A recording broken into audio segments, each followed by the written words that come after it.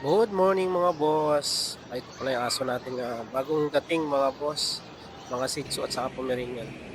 Nag-groom na nga natin sila dyan isa-isa. Inuna natin dyan yung Pomeranian na puti. Ang ganda ng kulay nito mga boss. Ang liit lang. Ang cute patingnan nito sa personal mga boss. Kaya nilagyan na nga natin siya dito ng powder. Para mabango na. Mabango na siya mamaya. Tapos sinunod natin yan yung Chihuahua. Chihuahua chocolate mo mga boss. Punasan na nga natin yung paano dyan kasi may dumi siya. Galing kasi sa farm mga boss. Nakarating lang nila.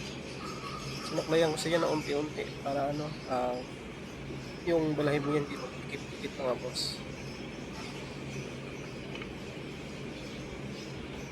Kit na mukha nito mga boss. O, liit lang nito. Siguro mga 100 ka lang.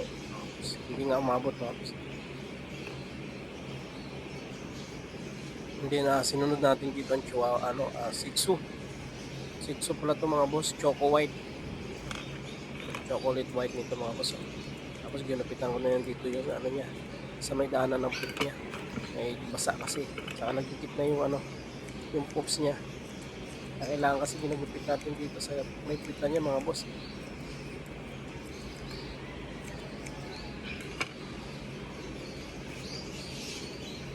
And then yan, sinaklayan na nga natin siya.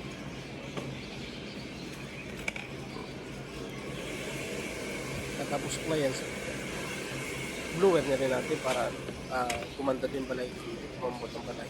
Tapos lagyan natin siya ng powder. Picantoy powder pala nilalagay dyan mga boss. Ito pala mga boss, Shih Tzu Poodle to. Nag-room ko na pala to kanina. Chocolate din ang kulay nito mga boss. Ayan na sila mga boss. Oh. Thank you for watching mga boss. Pa-like and share na lang.